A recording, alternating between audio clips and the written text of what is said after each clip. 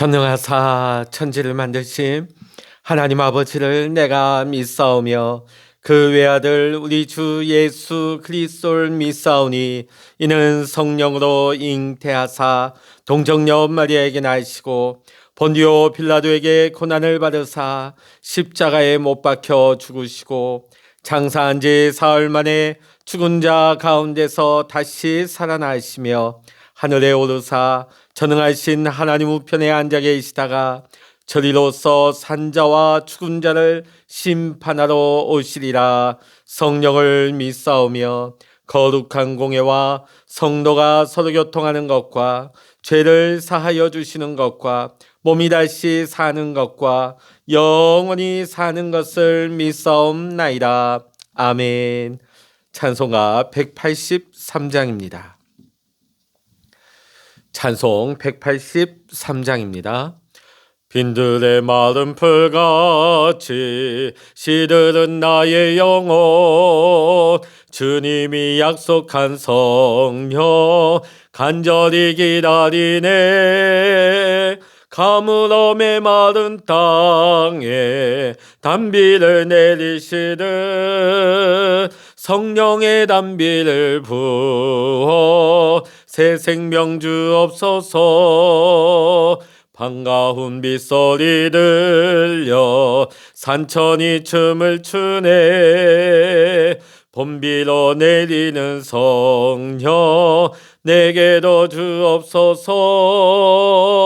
가물어 메마른 땅에 단비를 내리시듯 성령의 단비를 부어 새 생명 주옵소서. 절 따라 우러를 내려 초목이 무성하니 갈급한 내 심령 위에 성령을 부소서. 가물어 메마른 땅에 단비를 내리시듯 성령의 단비를 부어 새 생명 주옵소서. 참되신 사랑의 언약 어길 수 있사오랴. 오늘의 흡족한 은혜 주실 줄 믿습니다. 가물어 메마른 땅에 단비를 내리시듯 성령의 단비를 부어 새 생명 주옵소서. 아멘. 이 시간 우리에게 주시는 하나님의 말씀 구약 성서 학개 1장 1절로부터 15절까지입니다. 구약 성서 1310면 학개 1장입니다. 구약 성서 학개 1장의 말씀 같이 읽겠습니다. 다리오 왕 제2년 여섯째 달 곧 그 달 초하루에 여호와의 말씀이 선지자 학개로 말미암아 스알디엘의 아들 유다 총독 수룹바벨과 여호사닥의 아들 대제사장 여호수아에게 임하니라. 이르시되 만군의 여호와가 이같이 말하여 이르노라. 이 백성이 말하기를 여호와의 전을 건축할 시기가 이르지 아니하였다 하느니라. 여호와의 말씀이 선지자 학개에게 임하여 이르시되 이 성전이 황폐하였거늘 너희가 이때에 판벽한 집에 거주하는 것이 옳으냐.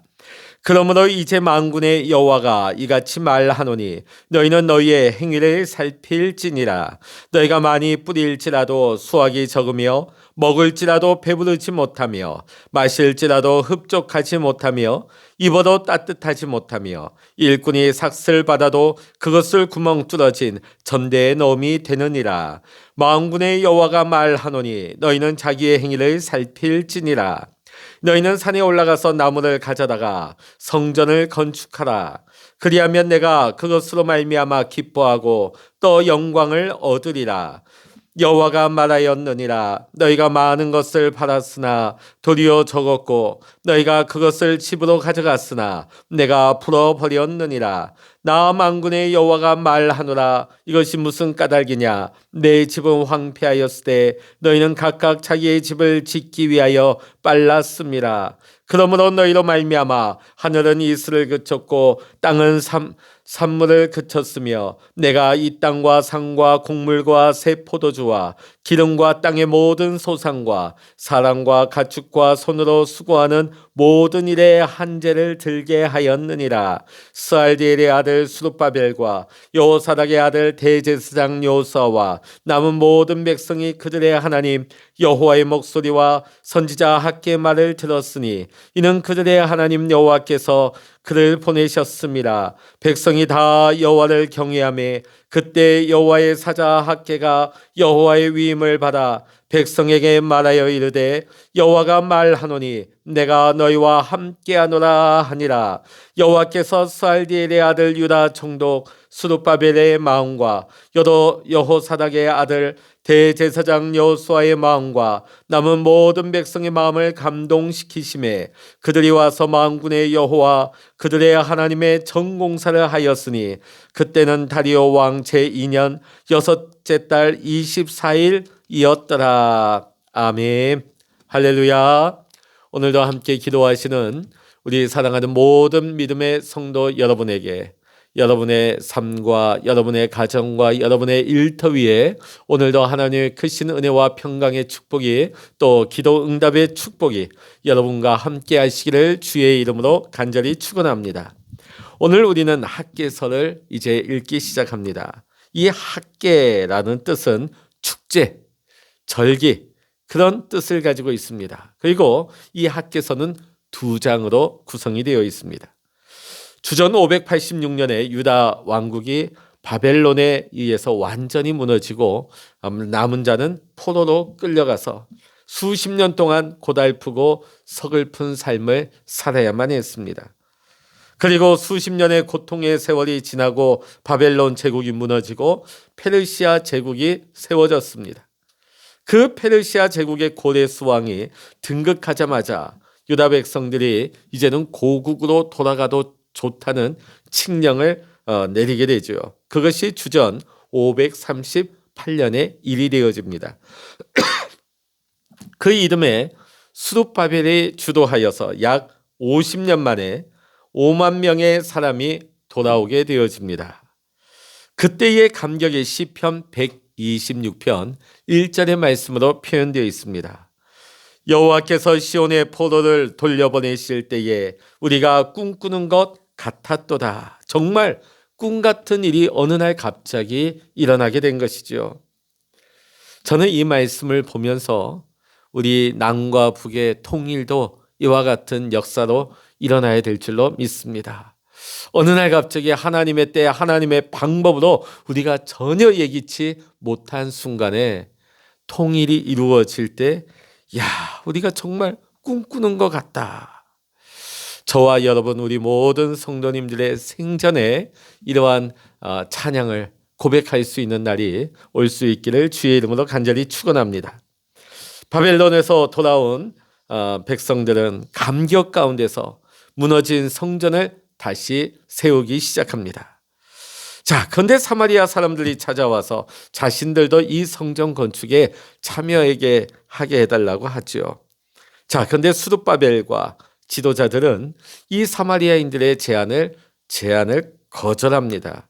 왜냐하면 사마리아는 아수르 제국의 정책에 의해서 완전히 이방인들과 뒤섞인 혼혈 정책으로 사실 순수한 이스라엘 백성이라고 보기가 어렵습니다. 또 그리심산에서 그들만의 성전을 이미 만들어 놓고 제사를 이미 드리고 있었습니다. 그러니까 온전한 성전이 아니죠. 하나님이 세우라고 하신 성전도 아니고 또 하나님의 선택받은 선민도 아니었습니다. 자, 그때부터 이 사마리아 사람들은 이 유다인들에 대해서 억한 심정을 가지기 시작합니다. 그 주변의 바벨론 제국의 관리들에게 뇌물도 주고 또 여러 가지 투서를 보내기도 하고요. 하여튼 간에 성전 건축을 직간접적으로 집요하게 방해하기 시작합니다. 결국 이 성전 건축은 중단되고 말았습니다. 그런데 시간이 흐르면서 유다 백성들도 이 건축을 하다만 이 성전이 방치되어 있는데 이것을 별로 대수롭지 않게 당연시 여기기 시작했습니다. 그렇게 해서 무려 16년의 세월이 흐르게 되어집니다. 주전 520년이 되었습니다. 그때에 하나님의 말씀을 전하는 학개 선지자가 등장해서 하나님의 말씀을 대언하기 시작합니다. 다리오 왕 제2년 주전 520년 6월 1일에 하나님의 말씀이 학개 선지자에게 임하였습니다. 그래서 학개 선지자는 이 여호와의 주어진 말씀을 당시 유대의 지도자였던 스룹바벨과 대제사장 여호수아에게 전합니다. 이 학개 선지자가 전하는 말은 단순히 한 인간의 말, 선지자의 말이 아니라 하나님의 말씀으로 선포된 것입니다. 자, 그렇다면 하나님께서 학개 선지자를 통해서 스룹바벨과 또 여호수아 또 남은 유다 백성들에게 책망을 하시는데 그 말씀의 내용을 한번 보니까요. 자, 2절에 보면 그들은 여호와의 전을 건축할 때가 되지 않았다. 이렇게 말한다며 하나님은 책망하고 있습니다. 자, 16년 동안 방치되고 있어요. 유다 백성들의 무관심 가운데 버려두고 있습니다. 그러면서도 그들은 나름대로 이렇게 말합니다. 아직 하나님의 때가 아니다. 아직 하나님의 때가 아니다. 하나님의 뜻을 구해보지도 않고 왜곡시켜버리고 있죠. 아직 하나님의 때가 아니다. 아직 때가 아니다. 사실 저희가 말씀을 보면서 하나님의 때, 하나님의 방법이 있다.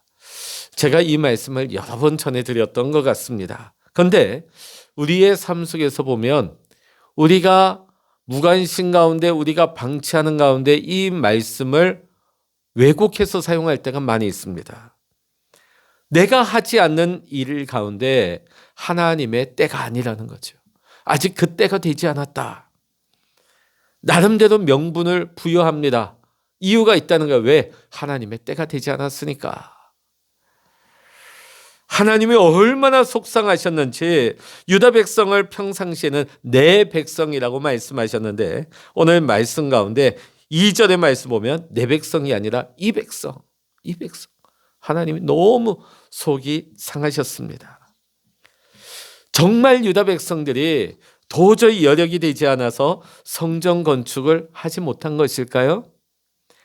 자, 4절의 말씀 보면 그렇지 않습니다. 하나님이 그들의 실상을 고발하고 있죠. 4절의 말씀 보십니다. 이 성전이 황폐하였거늘 너희가 이때에 판벽한 집에 거주하는 것이 옳으냐. 사실 유다 백성들이 아직 때가 안 됐다. 아직 때가 이르지 않았다. 그런데 여기 판벽한 집이 뭡니까? 외부로 벽돌로 짓고 안에 널판지로 장식할 만큼 의리번쩍한 집을 지었다는 것이. 아직 우리 형편이 안 돼. 아직 우리 경제 사정이 어려워. 아직 우리가 지을 여건이 되지 않았어. 그런데 정작 자기 집을 짓고 꾸미는 일에는 얼마나 지극정성을 다했는지 모릅니다. 그것을 하나님이 이렇게 말씀하시죠. 그러므로 5절 말씀입니다. 그러므로 이제 만군의 여호와가 이같이 말하노니 너희는 너희의 행위를 살필지니라. 이때까지 그들은 나름대로 건축하지 못한다는 나름대로의 명분과 이유들이 다 있었어요. 사마리아 사람들이 너무 반대하잖아. 이것을 지으려면 사람이 있어야 되는데 아직 우리가 안정되지 않고 사람도 부족하고 말이야. 점점 우리가 조금 여력이 생기면 하자. 우리는 아직도 경제력이 되지 않아. 좀 더 우리가 형편이 돼야지. 아닥사스다 왕이 아직도 그 짓지 말라고 하는 조서가 아직 우리에게 있잖아. 우리는 하고 싶어도 못해. 여건이 되지 않잖아. 이런 핑계가 나름대로 다 있었다는 것입니다. 그러나 중심을 보시는 하나님께서는 정말로 실제적이고도 중요한 이유가 무엇인지를 생각해 보라고 말씀하고 있는 것입니다. 자, 6절의 말씀을 한번 보시면요. 같이 읽어보십니다. 6절입니다.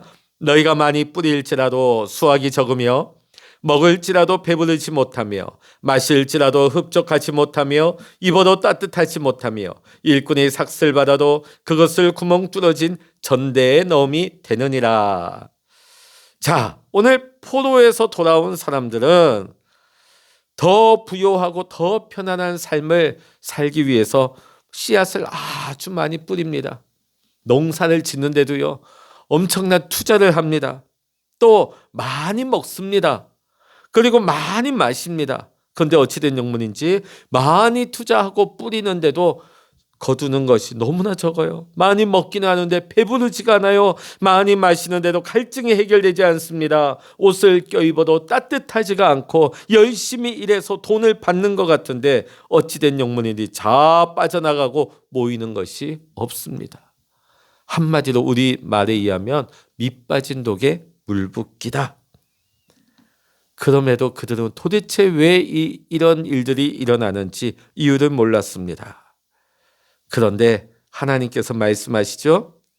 9절의 말씀 읽어보십니다. 너희가 많은 것을 팔았으나 도리어 적었고 너희가 그것을 집으로 가져갔으나 내가 불어버렸느니라.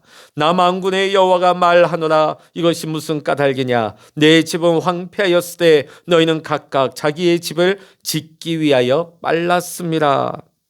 이 9절 말씀을 하나로 딱 압축해서 요약한다면 우선순위가 잘못되었다. 너희들의 삶의 우선순위가 잘못 세워졌다는 하나님의 고발입니다. 물론 씨 뿌리는 것도 필요하고 먹고 마시는 것도 있어야 하고 열심히 일도 해야 되지만 먼저 하나님께서 바라시는 것이 무엇입니까? 성전 건축을 먼저 한 이후에 이런 것들 할 수 있다는 것입니다. 제가 전에 말씀드릴 때 우리 성경 공부할 때 이삭, 그는 우물을 파는 자였습니다. 그가 늘 어디 가서 우물을 팔 때에 그의 집을 짓고 환경을 꾸민 다음에 이 우물을 판 다음에 예배를 드린 것이 아니라 어디를 가든지 간에 맨 먼저 예배의 단을 쌓고 나서 그 다음에 우물도 파고 그들의 집을 지었다는 것입니다. 하나님께서 그것을 얼마나 기뻐하셨는지 몰라요. 이삭의 삶의 우선순위가 하나님 제일주의로 세워지니까 하나님도 이삭을 결코 잊지 아니하시고 이삭의 삶을 제일 먼저 축복해 주셨던 것입니다. 자, 그런데 오늘 이스라엘 백성들 보니까 그들의 삶의 우선순위가 잘못되어졌다. 사실 하나님께서 그 바벨론 포로 생활을 하던 백성들을 불러내시고 다시금 고국으로 온 것은 무엇입니까? 무너진 하나님의 성전을 다시금 수축하고 세우고 예루살렘을 재건하라는 하나님의 거룩한 부르심과 목적이 있었던 것입니다. 자, 그런데 백성들은 뭡니까? 하나님의 부르심과 하나님의 목적보다는 자신들이 잘 먹고 잘 살고 좋은 환경을 꾸미고 세우는 것에만 관심이 있던 것입니다. 그들의 잘못된 우선순위가 어떤 결과를 가져왔는지 10절로부터 11절의 말씀은 이렇게 말씀하고 있습니다. 읽어보십니다. 그러므로 너희로 말미암아 하늘은 이슬을 그쳤고 땅은 산물을 그쳤으며 내가 이 땅과 산과 곡물과 새 포도주와 기름과 땅의 모든 소산과 사람과 가축과 손으로 수고하는 모든 일에 한재를 들게 하였느니라. 아멘. 자, 오늘 10절과 11절의 말씀 보면 그 앞에 6절의 말씀이 반복되는 것 같습니다. 농부가 아무리 많이 심고 아무리 열심히 일한다 할지라도 하나님이 복을 주시지 아니하시면, 하나님이 비를 내려주시지 아니하시면, 하나님이 모든 병충해를 막아주시지 아니하면 수고하고 애쓰고 뿌릴지라도 아무것도 결실을 거둘 수 없다는 것입니다. 결국은 하나님의 손길이 임해야 된다는 것입니다. 하나님의 은혜가 임하지 아니하면 아무것도 아니라는 것이죠. 지금 학개 선지자가 전하는 말을 유다의 지도자 스룹바벨과 여호수아 온 백성들이 다 들었습니다. 자, 이 말씀을 다 듣고 감동을 받았어요. 여러분, 여기에서 하나님의 말씀을 들었다 하는 것은 하나님의 은혜입니다. 여러분, 하나님의 말씀이 우리의 영적인 귀에 들려야 하는 거예요. 내 마음에 감동으로 들어와야 하는 것입니다. 오늘 중요한 것은요, 하나님의 은혜가 임해야 되는 것입니다.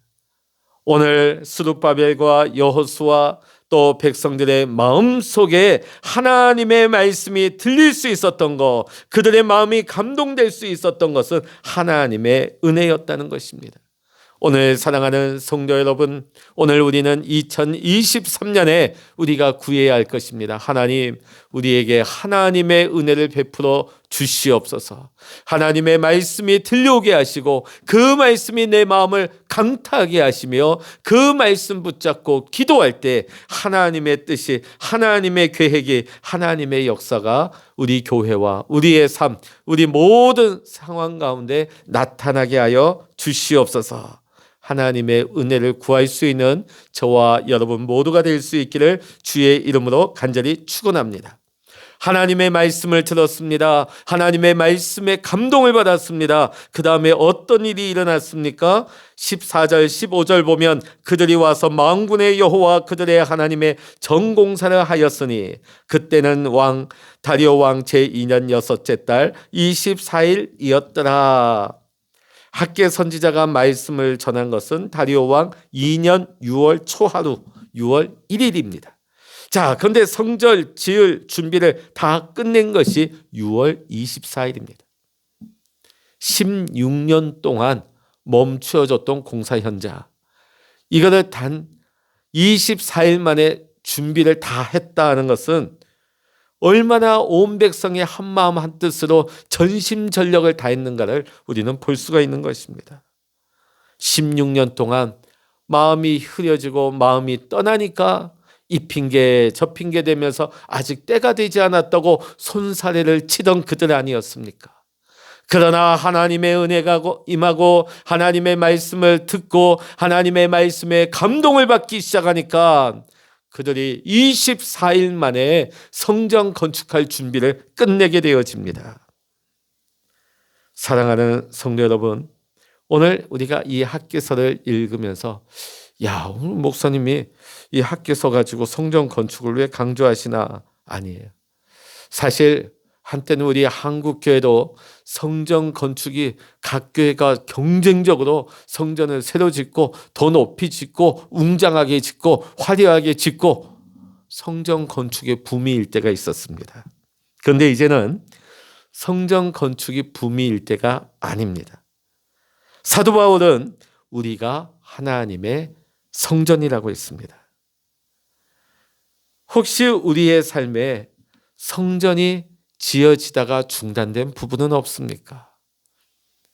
외형으로 높아진 건물의 교회 건물이 아니라 하나님이 진정 바라시는 우리의 삶의 거룩한 내 마음의 성전이 마치 이 예루살렘에 16년 동안 중단된 채 머물러 있는 미완성의 부분은 없느냐는 겁니다. 오늘 내 마음에 하나님의 거룩한 성전이 지어지기 위해서는 뭐가 필요할까요? 벽돌이 필요한 것이 아닙니다. 돈이 필요한 것이 아닙니다.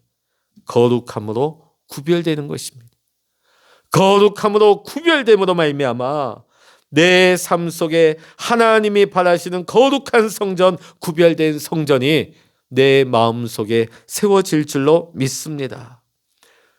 자신의 삶에 거룩한 성전을 세울 수 있는 사람이 예수 그리스도에 의해서 구원받는 사람이며 생명의 성령의 법 안에 있는 사람인 줄로 믿습니다.